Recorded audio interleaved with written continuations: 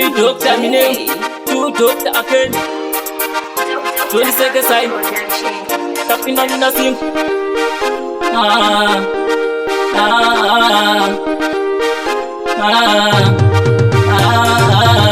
Ndiwewe kamudi wakero, uri pakati pe moyo wangu.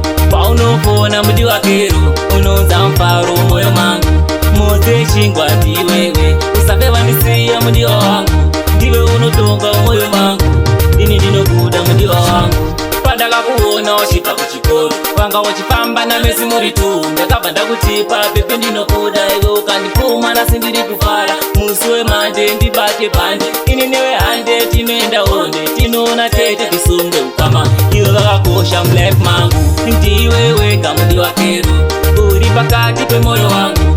Paunopona mudi wakero, unonza mfaro moyo mangu. Moze chingwa ndiwewe, usafe vanisiya mudi wangu. Ndiwe unotonga moyo mangu, ini ndinokuda mudi wangu. Iwe une rudo pepiri neminana, iwe unondibata imiseka mwana. Chinondifadza tinozwanana, ini newe mudi wakero. Nditererewo mudi wangu we, nditerere mudi wangu. Ndoda tikure murudo, ini newe mudi wakero. Ndiwewe kamudi wakero, uri pakati pe moyo wangu. Paunopona mudi wakero, unonza mfaro moyo mangu. Moze chingwa ndiwewe, usafe vanisiya mudi wangu.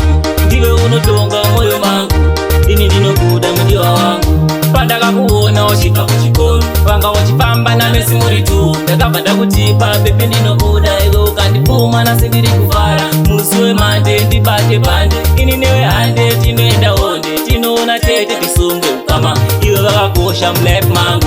Ndiwewe kamudi wakero, uri pakati pe moyo wangu. Paunopona mudi wakero, unonza mfaro moyo mangu. Moze chingwa ndiwewe, usafe vanisiya mudi wangu. Ndiwe unotonga moyo mangu, ini ndinokuda mudi wangu.